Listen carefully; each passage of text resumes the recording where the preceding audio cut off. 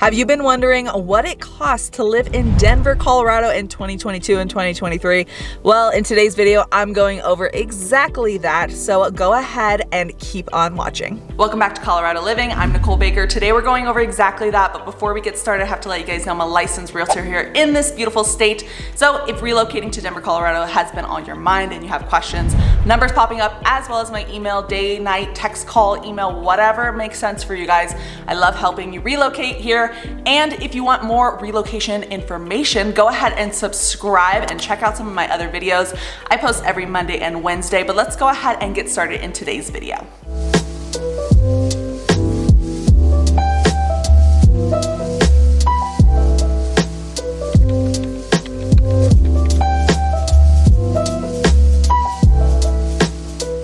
Okay, starting off with something that I had no idea when I moved here, and I want to make it the first point of this video: car insurance. Car insurance is pretty much like double, I would say almost double the price that I was paying in Arizona. So depending on what state you're coming from, maybe it's cheaper, but I'm saying like it gets pretty expensive. I don't understand how they calculate the cost of like registration, and yeah, it's like almost, I mean, $800 or something to register my car in Colorado, and I have a 2020 Hyundai Sonata. It's nothing special. It is newer, so maybe obviously that's a variable in it as well, but something to keep in mind. Definitely start quoting out your insurance and potentially even homeowners insurance. Obviously they can't give you exact numbers because you don't even have an idea of what type of home you're looking into, but if you can give them maybe location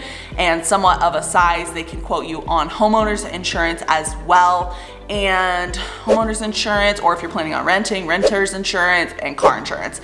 Those are the big kickers. I would definitely look into that before moving to Colorado because you do not want to be shocked. And I've asked other people as well because I was like, am I the only one that's paying so much more than everybody else, or like what's the situation here? And people did tell me they are definitely paying more. So keep that in mind when you're thinking about the cost of living in Denver, Colorado.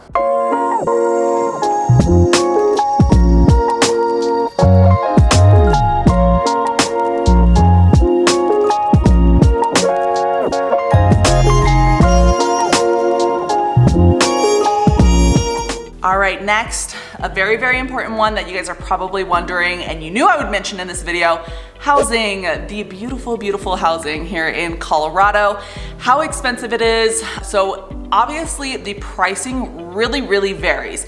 I would highly, highly suggest reaching out to me and or my lender and getting an idea of how much you're gonna be paying in a housing monthly budget, basically, because I have a client who is looking at housing that is in downtown Denver, and her budget, I mean, she really can go up to 500, but she doesn't want to spend that. She wants to be closer to the 350 price point. And I'm sure if you've watched other people's videos or watched videos about housing in general, that's pretty much impossible to find. At least that's what people say. It's not impossible. You do have to be a little bit more lenient on what you're willing to accept and not accept, but there's definitely housing out there for that price point, especially downtown Denver if you're looking for like a condo or a townhome. So keep that in mind. But if you're looking for more of a single family home, let's say like in the suburbs, I would say you're definitely looking closer to that 700, 750 price point right now. Luckily for you guys, the pricing seems to be a little bit more reasonable. People aren't paying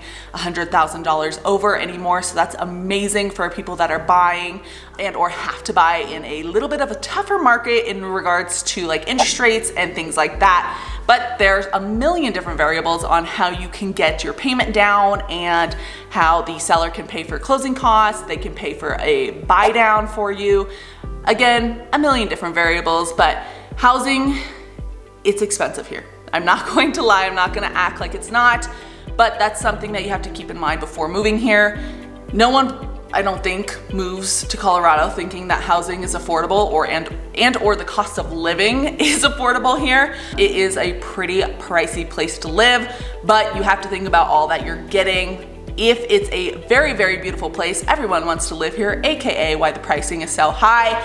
So keep that in mind. You will not regret living here, but the cost of living is a little bit tougher. You want to probably make closer to, let me see, I think I screenshotted a little bit of a idea of how much you have to make in a household income to live in Colorado. So this is in 2021. They don't have the 2022 stuff out yet, but you can only imagine that it's probably gone up since then. You wanna be making close to probably $120,000 combined income for each household.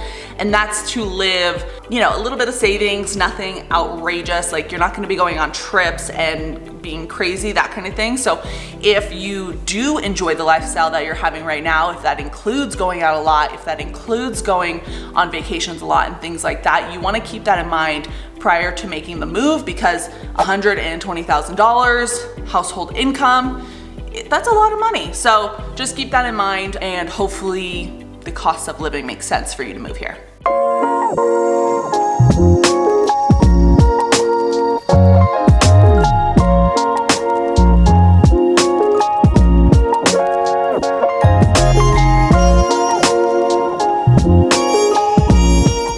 Next, we're talking utilities and the costs associated with that. So there's a couple different utilities that you want to keep in mind. You want to keep in mind gas, you want to keep in mind water, you want to keep in mind electric, and then you also want to keep in mind your internet, and you want to keep in mind solar in case you have solar at your house. So I'm going to go ahead and talk about solar a little bit. Solar isn't super popular in Colorado. It's getting more and more popular over time, especially, you know, Colorado is pretty sunny overall. Again, more sunny days than Florida, they say, but you want to keep in mind with solar, sometimes you can really get gypped. Coming from Arizona and being an agent in Arizona, I can tell you everyone has solar there. Like I have solar on my properties in Arizona, so keep that in mind that you could definitely get gypped if you're not careful. So when you're looking at housing with solar, typically, you know, you wanna, there's a few different variables, so I can't give you guys exacts, but I would say anything like if you have a small house and your solar payment is $300, you wanna run as far as you can from that house. There's different types of financing that goes on with solar, and so there's different payment variables that go on with solar, but you wanna keep that in mind if the home does have solar.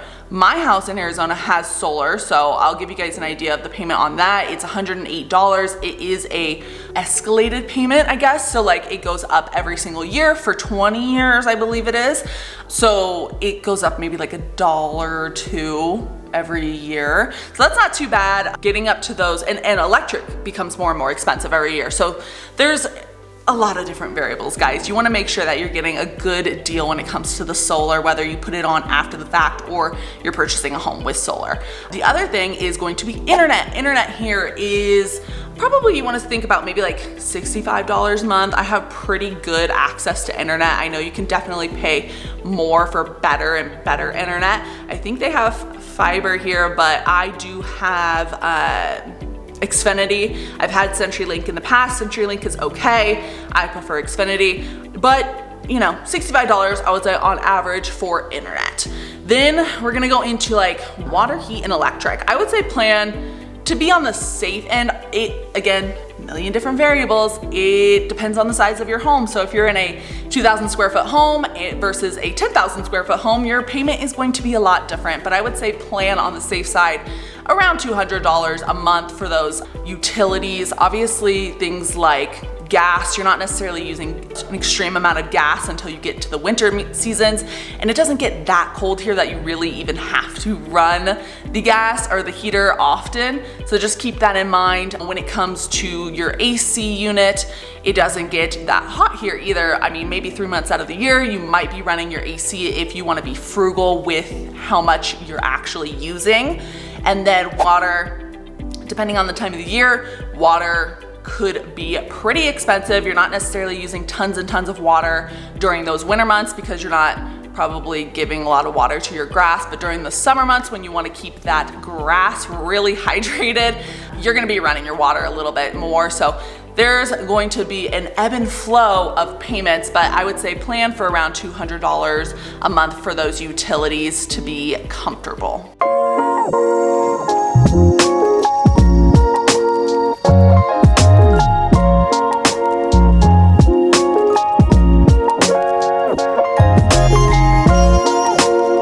All right, guys, last but not least, we're gonna talk a little bit about travel and car gas, things like the light rail, situations like that we want to talk about. So we'll get into gas today, October 25th, 2022, when I'm recording this. I don't know when you're watching this.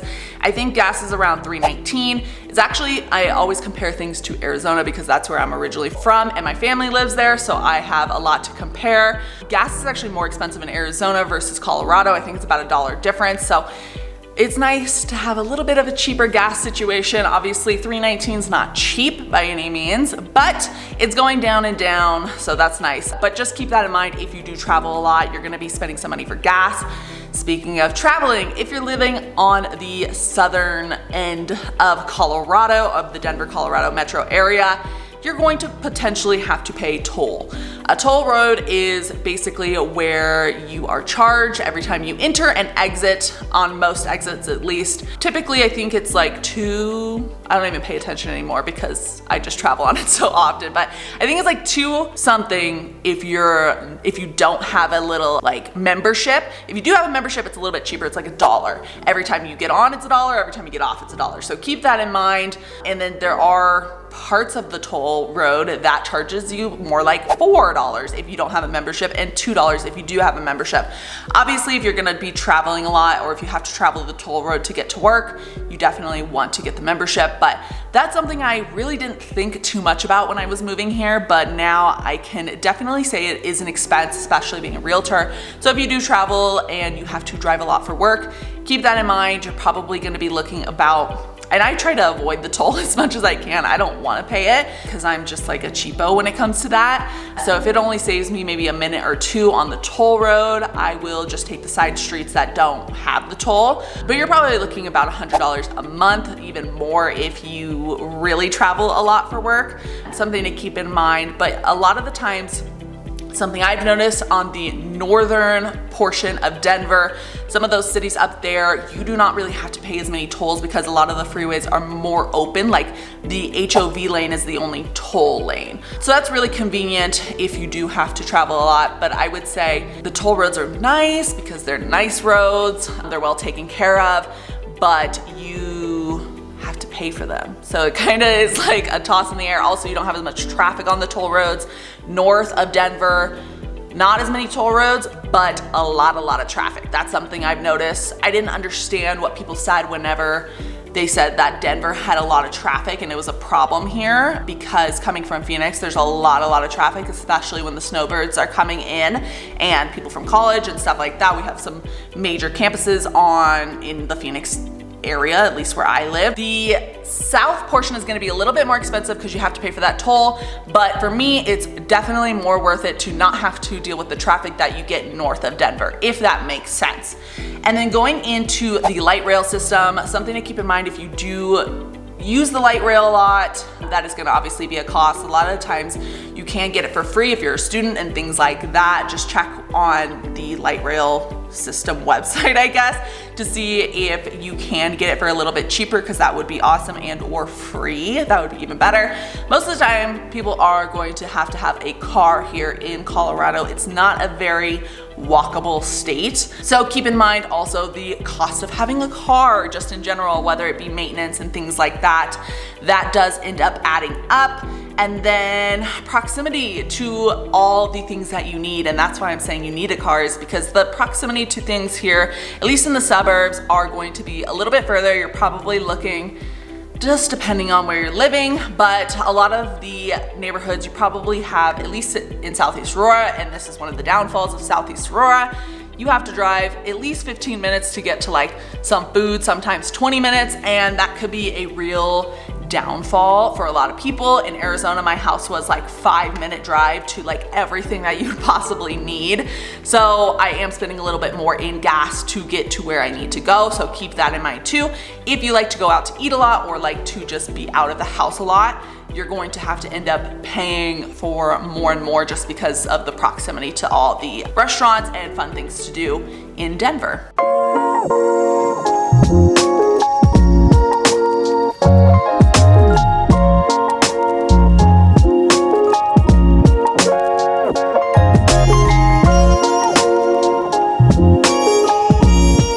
Guys, that's it for today's video. Hopefully you liked it. Hopefully I was able to give you some info on the cost of living.